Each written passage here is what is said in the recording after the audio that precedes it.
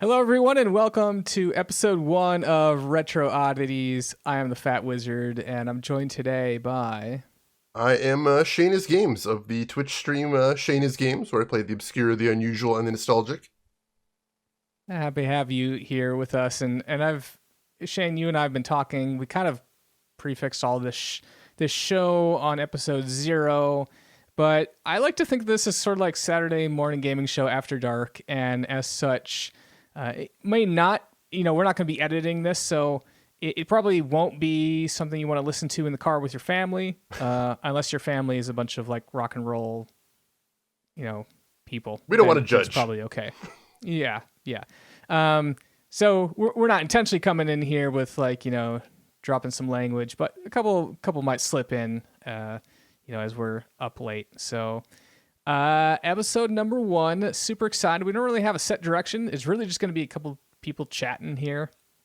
So before we get going, though, I've got a couple words, kind of like an anthem. I want to recite there. And Shane, I just want to see what do these words do to your heart? All right, hit me with them. Are you ready for this? I'm as prepared as I can be.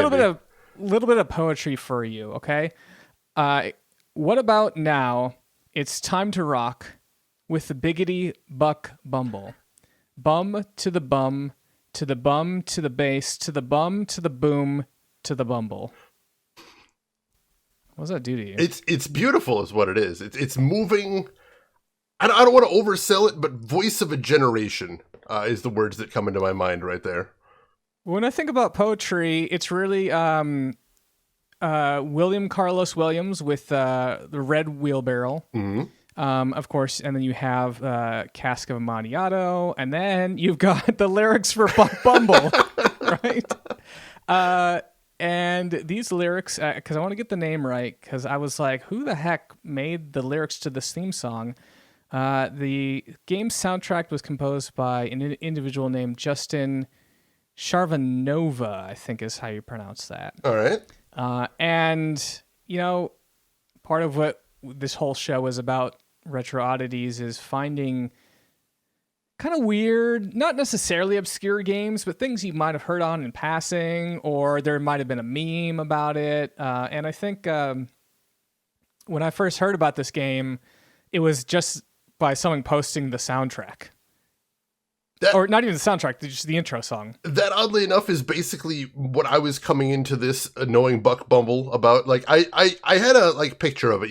There was this bee flying around in my head. But basically the thing that I knew this game about going in was that amazing theme song. Because it's so good. It really is. It is. Yeah, it's... Again, when I heard it, I'm like, man, this is dumb. This is the stupidest song. But then you kind of get into it. I guess the way I can almost describe it is like watching a Power Rangers as an adult. Twitch had a Power Rangers marathon a couple years back. I remember that. I was like, man, this show sucks. But then I was watching it during work. I'm like, yeah, man, go get them, Green Ranger. Woo! And I kind of feel like the same way here. It kind of gets under your skin and it becomes a part of you. I think part of why it grabbed me so much is it doesn't sound like anything else on the N64. Oh yeah, totally. The N64 musically very much had a kind of consistent vibe. For me, the two exemplars that come to mind are Mario 64 soundtrack and Banjo-Kazooie soundtrack. That sort of really high-pitched, bouncy, sort of Saturday morning cartoon type music. I'm a little disappointed you didn't have Ocarina of Time in there. The theme, it's like the Ocarina songs where you slow down time and whatever. Oh yeah, definitely. Those come to mind too. But I mean, when I think N64 too, I'm also thinking platformers. I think those were where most of the standouts for the system were. Yeah. Well, man. So I guess we talked about the good stuff about the game. Should we get into the actual game and see how it compares? Well, it's still early in the stream, there? so we want to reserve plenty of time for all the not so great stuff. This is true. In comedy, they always say you lead with your second best joke and finish your set with your best joke, but Buck Bumble kind of led with the best joke and the second best joke right off the bat there. It put its best foot forward, and then there were no feet after that. Yeah. So this game, it's on the N64. And the way you can control it is you got the little analog nub, and that kind of controls your body, right? So you're flying around. You got your pitch, your yaw, and your strike. I guess you don't have a roll. No. You can't roll. It's just pitch and yaw, and then you can move left and right. But you can hover, which is super nice, right? It is. It's kind of a flight sim, but it's more in sort of like it's more of like a helicopter is how it controls. Kind of like Choplifter or Soviet Strike, more along those lines. Yeah, that's a good analogy there. And it was made by a fairly well-respected company. Argonaut, I believe, right? Argonaut, yeah. For my money... They made the Star Fox games, right? Yeah, they did. They're primarily known, for my money at least, for doing the Super FX chip stuff for Super Nintendo, like Star Fox. As far as I know, Buck Bumble's their only N64 title, though. I decided to go out on a high note, I assume. Oh, so they didn't do like Star Fox 64? That wasn't them? No, that was not them, surprisingly. Oh, okay. Yeah, it kind of makes me wonder... so I guess just following their train of thought here is they had, they made Star Fox, and they had a bunch of anthropomorphic characters, and so maybe they're like, hey, we should make another thing that maybe appeals to kids, but like hip, young and hip, and so I don't know how they arrived on a Bumblebee for that, but if you look at the box art, he kind of looks cool. He's got like. It almost looks like he's got a full set of power armor. He almost looks like a mecha bee, which is cool. He's wielding a gun. And I guess when I think about this game, I'm like, there is no conceivable world in which the design document out of the gate said, hey, Buck Bumble's a game about a bumblebee. Like, there's no way they started that design. I don't think so, Did you catch on that at all? Because I'm convinced that what happened here was someone was making a Star Wars game, and they couldn't get the license. in like the last 3 or 4 months, they're like, "Oh, we need to change all the assets, guys." Like, they sold the license to Star Wars. What do you think? What's our options? And they're probably hungover, and maybe they're like, I don't know, a bumblebee, and that's it. That's Buck Bumble, because there's no conceivable way they thought that this was the character out of the gate. No, that I would completely agree. Now you mentioned that since we're going to be talking about Buck Bumble, have you? How much did you see about the story of this game in there? Well, I mean, I know it's in the future, the year 2010, right? Yeah, I actually had to go down and track down the instruction manual for this because there's a little blurb at the beginning of the game, but it's really quick. And I'm like, is there more to this? There's a little bit more. I did actually, so I did buy a physical copy. It didn't come with the manual, so I did read a PDF there. But yeah, do you want to walk us through the manual? Yeah, so apparently there was some sort of nuclear spill. Right. By the way, can I just note that everything about this game is about like nuclear warheads? There's not a mission in this game where this little backyard is not getting nuked. There is so much atomic destruction in this game. It's horrifying.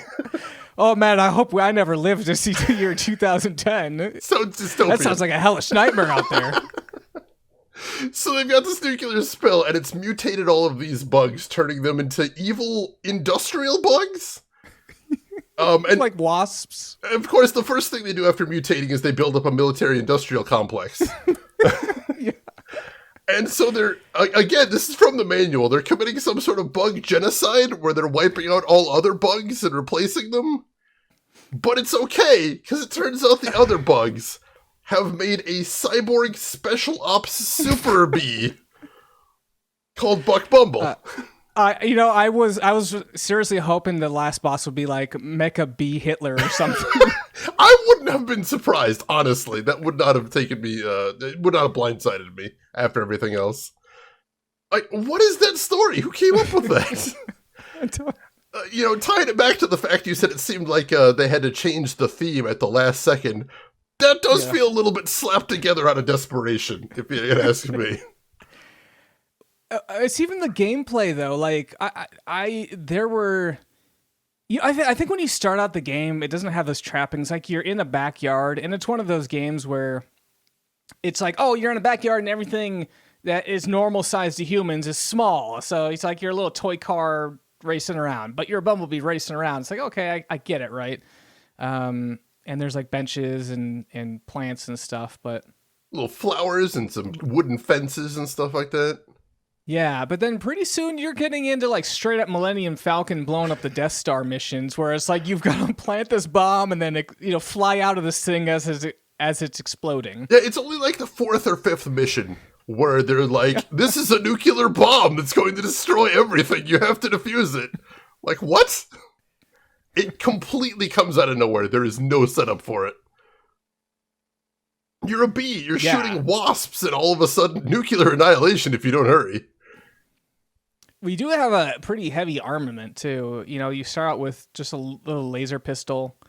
Again, since he's implanted a cyborg technology, I guess that makes sense. Of course. You got to really wonder, though, who's building cybernetic parts for bees. It's like a... Seems like a niche industry. Maybe I've seen... I don't know if you've seen the... there's a Black Mirror episode on bees, but maybe that's what the cyborg parts are for. There you go. At least they found 2 customers for them. That's a good thing, at least.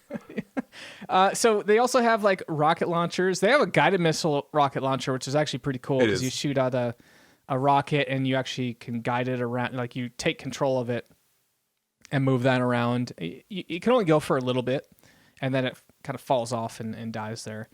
But yeah, I use that to great effect with some of the more difficult bosses, I guess. Yeah, some of the sequences, it seems like it's hard to approach, so it's good to just send a missile in ahead of you.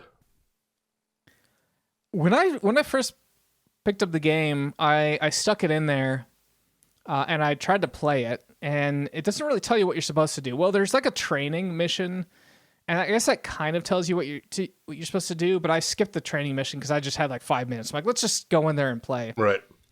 And I had no idea what the game was, so I was like, okay, I see there's a couple things. There's some enemies to kill. There is some things to collect. And then there was like a door, there's like a gateway that I couldn't get through. So I'm like, well, how do I open this gate? And I guess the objective there was you're supposed to kill all the enemies. But I was playing Buck Bumble, like, I have no idea what the hell I'm supposed to be doing here. And I guess that's really fitting for this game where it just kind of throws you in. You're like, I don't know, man, you're a bee. Go have fun. Go outside. Get out of the house. I know one of the reasons I really struggled with this game at first is because the tutorial, it's kind of okay, but they don't teach you one of the most important things, which is when you do a loop-the-loop, you can use it to do a 180. I didn't use that at all. Did you actually use any of those? Oh my god, those evade. I use the loop-to-loop into a 180 a lot because it takes forever to turn around in this game. Yeah, that's true. That's true. Often what would happen is there'd be wasps that sneak up behind you, and you can hold down the hover button and just spin your character around, and I would just hold down the fire button and would kind of clear out the wasps behind me. But yeah, maybe having that loop-to-loop 180 would be useful. Mainly I used it whenever I got to like the edge of the level. Because bumping into the wall and trying to turn around was very frustrating. How many times did you like bump into a side of a cliff and have this like terrible downward spiral where you couldn't lift off anymore? So you just kept hitting the cliff and then you'd run into the water. Constantly. Yeah. That, as well as its cousin, the fact that some of the edges of the level were made as slopes. So you would accidentally bump into it trying to turn around, and then the game's like, oh, you must want to stand on this wall. They should have named this game Bumble. Of course. You do collide with things very often in this game. I'm glad there's no damage from that, otherwise this would have been a much more difficult game. It's always the toughest thing in a format like this to really get across what's not great about controls, but they're not spectacular. Yeah, contrary to something like Star Fox, where you're pretty much in a straight line, you can go left or right. Kind of, folks have played Star Fox, so they know. It was like Space Harrier in some regards there. Mhm. But this is more freeform, and you're in 3D space. And I guess that was like what was. I looked at a couple of reviews from back in the day. Sounds like that was one of the big points of praise. There is the ability to just kind of fly around wherever, even though there's a pretty hard ceiling there. There is. I guess that people were complaining about the fog, the fog that was obscuring the field there, so you couldn't see that far out. Mm-hmm. I actually didn't have too many problems with the fog. I don't know if that kind of wrecked you at all, or now from a gameplay perspective, I didn't have any trouble. Like when you're playing any of the outdoor levels, which is at least half of them, you're noticing the render fog everywhere you go. So it's very, very noticeable. But I never actually had like enemies shooting at me out of the render fog or anything like that. I never had enemies like popping up out of nowhere or anything. So it didn't really affect how I played the game. It was just noticeable. Yeah, and I felt like the arenas were small enough that you can kind of go from one end to the other pretty quickly. I guess the biggest thing for me is sometimes you get stuck figuring out how you progress through these. They call them HEARD gates. Mm-hmm. And sometimes you have to kill certain enemies to get like key parts, and then sometimes you have to just kill all the enemies, or sometimes you have to blow up these little like way stations, I guess, and they do this like chain reaction bomb. I kind of wish they had like different ways there. Kind of wish they had like different colored HEARD gates.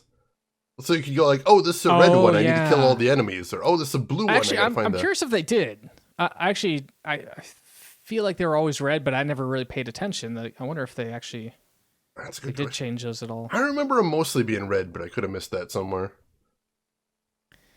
So I gotta wonder, Shane, was this your first experience with Buck Bumble, or had you played this game before? This was the first time I've ever actually played it before. Like I said, I'd heard of the game. I kind of had an idea of what it looked like in my head. I'd heard that song about 12,000 times.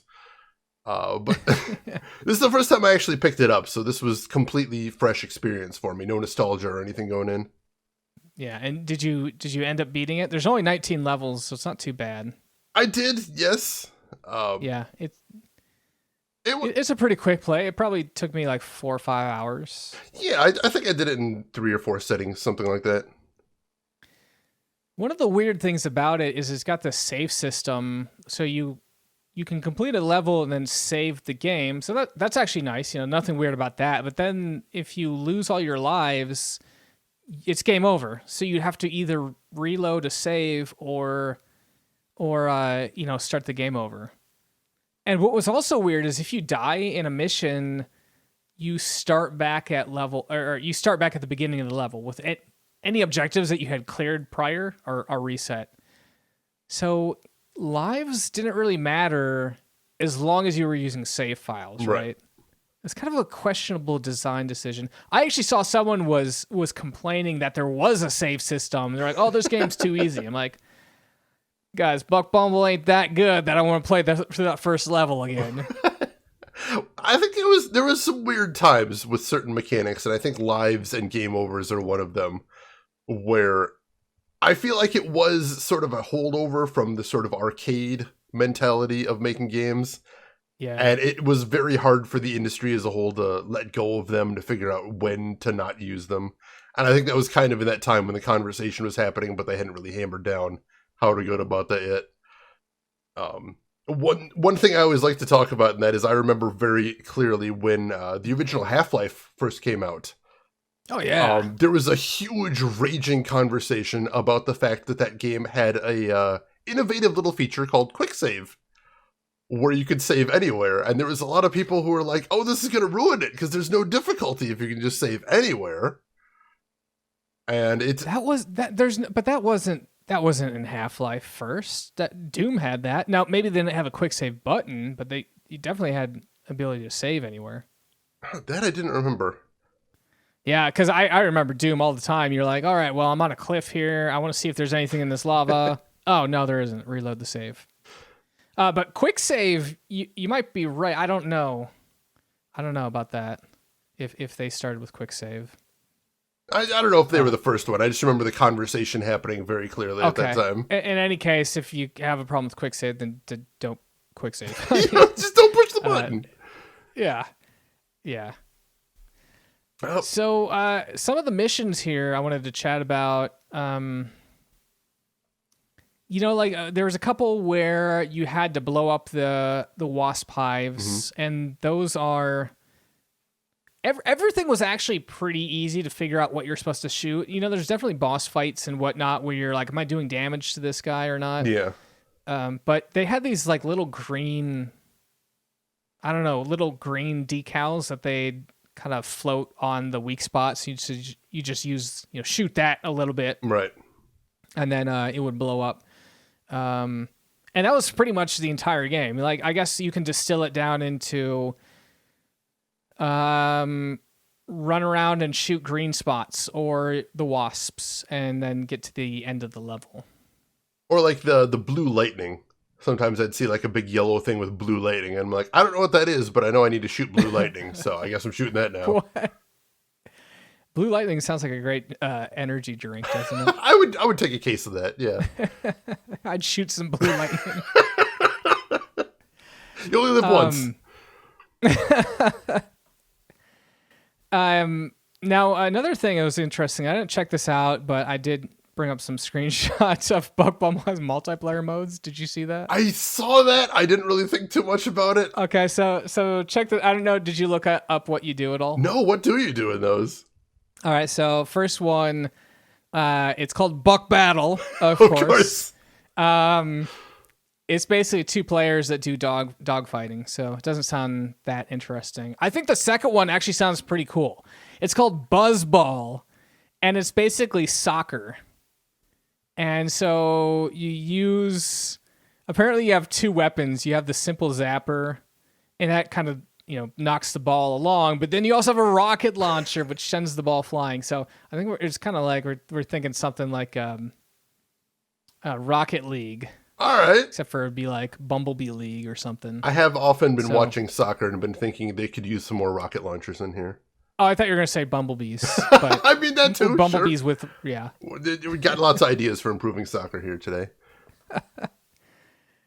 Yeah. Boy. Yeah, I guess it's kind of, that's kind of Buck Bumble, right? Basically, it's. I can't think of really much else. Like it's pretty straightforward. It's got good music. It's easy. Controls are a little bit weird. It's a little bit hard to figure out where you're supposed to go. I did manage to beat it without any like guides or anything, so that's always nice. Yeah, but same here. I had to restart some levels sometimes. I think one thing that might have gotten missed when you're talking about that you can save after every level is the wild inconsistency for the stage times. I don't know if you experienced that as well. There's some stage that there's some levels in there that I could just easily beat in 3 minutes flat. Easily. Yeah. And there's some that took me close to half an hour. There's some real beasts in there. Yeah, but most of those I found that were half hour were just trying to figure out what you were supposed to do. And then once you died, you could actually kind of speed run. You're like, oh, I only need to kill these 3 guys and then go collect the key parts and then open it up there. Definitely. I should say, in the end, one of the things that I discovered is Buck Bumble, in most of the levels, I found is best played like a survival horror. What? Because go on. I don't know about you, but I was running out of ammo for the good guns a lot in this game. Okay. I kind of hoarded, which is what I do in survival horror games, so maybe I was playing it without really thinking about it. So, like, when I first played this, I'm like, well, I don't like dudes shooting at me, so I'm just gonna, when I get into an area, I'll try and take out all the enemies first, and then I'll try and figure out what the objective is. And I kept running out of ammo. So eventually I'm just like, all right, once I figure out what the objective is, I just go through that and ignore everyone and everything. Yeah. Speaking of ignoring everything, for the longest time I was ignoring those flowers. And they have like a little, I guess they're honey. I didn't realize it until halfway through the game. I think nectar is nectar. Okay, yeah, that's probably what it is there. But I was like, why is there like water dripping off these flowers? But they was healing me, so I was like, I guess I should pick this up. Mm-hmm. And then it wasn't until like halfway, I'm like, oh, it's not water. It's well, I thought it was honey, so I was still wrong there. But nectar makes a lot of sense there. Even after reading the manual, right? I didn't pick up on that. So. Like, that one thematically made sense to me, but mechanically it was a little weird. Because just set the visual for people that haven't seen it. The way it is you've got the flowers, and there's a little droplet coming off the bottom. And you have to just touch the droplet to get it. But the flower itself actually has collision. Yeah, and the hitbox on the little nectar thing is a little tricky. You kind of have to really line that up. Yeah, so a lot of times I was going underneath it and just zooming on by. Sometimes I was smashing headfirst into the flower. I think you actually lose health just survive like flying, right? I think so. It's a large tell, but I mean it's like really the conundrum of being a bumblebee is just like, hey, you're born and you got like 20 minutes to live, man. You better find that nectar and better kill those wasps. You better disarm that Metal Gear because you got 20 minutes to do all that, and then you're dead. Every minute of your day, you're dying bit by bit. Hey, no, I don't know if you knew, but the one of the big things about this game is they wanted you to feel like you were a bumblebee, and so they had a bumble pack. It was called a Buck Bumble pack. I'm looking at the image right now, and it's like yellow and black striped. Interestingly enough, it wasn't actually licensed by Nintendo. So, really? And I don't have a Rumble pack for my N64. I really ought to get one. But I'm really curious if you're holding it, if you're constantly shaking, because as the bees kind of like, bzzz, or if it's only when you run into a wall. In any case, you're probably going to be vibrating quite a bit because we ran into walls a lot. Oh yeah, definitely. But yeah, actually, I'm curious. I want to check out this on eBay. While you're talking, I want to look up this Bumble pack. Go right ahead. I had a Rumble pack for... I don't remember where I got my old Rumble pack for N64 back when I was a kid, but I had one I remember most clearly using with Ocarina of Time. Oh, yeah. And, like, on one hand, it did add to the immersion, the Rumble. Like, it was really cool when you were doing a cinematic and, like, some big enemy would fall from the sky, and it would make the pack rumble. I really did like that. Just the logistical problem I had with that is it plugs in near the top of the N64 controller. And I thought it plugs in at the bottom where the memory card is. Oh yeah, it's okay, I see, like towards the front part of it. Right. So it is in the back of the controller, but it's towards the top of the back. And because it takes like a fistful of batteries, it is kind of heavy. So it does like affect the experience of holding the controller for long play sessions, I found. At least as a kid, whereas the memory pack just weighs nothing. Yeah. Well, I cannot find a Buck Bumble Rumble pack. They must be in huge demand. eBay. Yeah, well, no one's selling them on eBay. Flying off the shelves. So it's a collector's item now. Let's see here. I guess it originally retailed for like $15 by Joytech. Interesting. Yeah, and I guess it's the same price as the Nintendo official Rumble pack. All right. I guess the image I'm seeing is £15, so maybe it was like $20 in the US or something. Something around there, I think.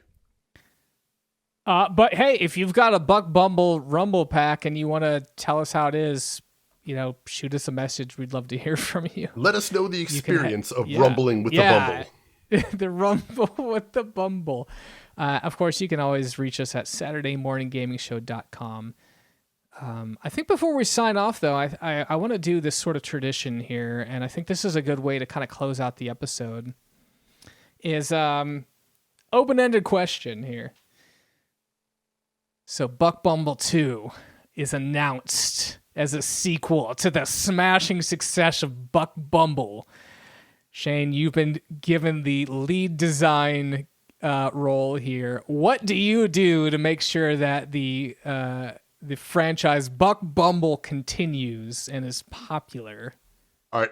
I've got it right here. I've got an idea. So okay. I'm going to try and condense it to an elevator pitch because I want to get it to the executives as quickly as possible. Wait, please just... Okay, I'm just going to let you go, and I hope that you do what I think you're going to do. All right, so here's my idea. It's a bee in Escape from New York. I thought you were going to say a bee on a skateboard. was like, okay, I'm with you on that one. Okay, a B in Escape. So like Snake Plissken style? Exactly. You give Buck Bumble an eye patch. You put him in the smoking ruins of someone's backyard. Okay. And then what is he have to exfiltrate someone, or is he just got to get out, or what? Oh yes, it's got to be some incredibly sexy girl bee, obviously. I don't know, Bic Bimble? I don't know. There's no good way to go down that road. Yeah, I don't know. That's not bad. That's mad. I was really hoping though that you were just going to recite the lyrics to Buck Bumble, the theme song. You know, when you said you wanted to do a tradition at the end of the episode, I was a little worried that's where you were going. A little Buck Bumble sing along is going to be how we end every episode. No, every episode, no. I think one episode of Buck Bumble is going to do it for us. But hey, if there is a sequel, I think we're going to be first in line to play it. Sign me up.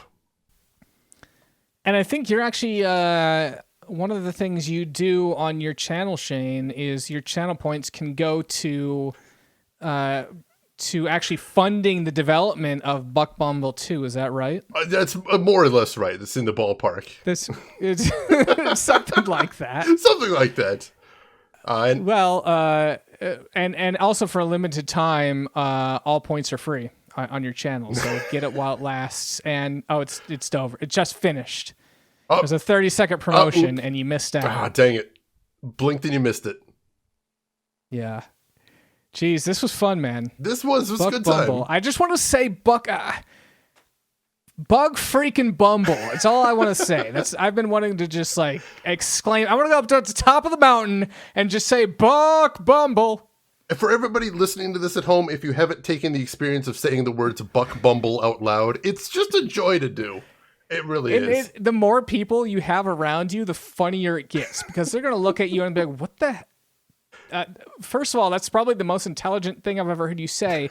And also, what the hell does that mean? It's Buck Bumble. But the alliteration is so good. So good. Buck Bumble. Buck Bumble. Buck Bumble. All right. Well, I think that's going to wrap up this episode.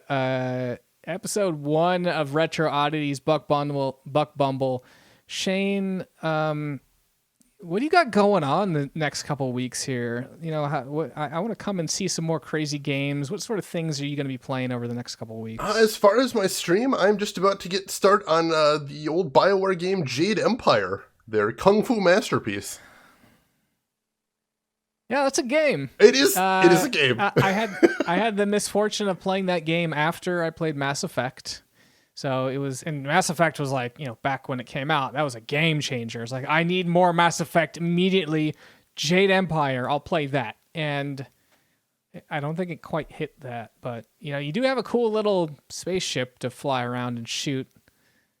I don't even know what you shoot. Your kung fu spaceship, like you do.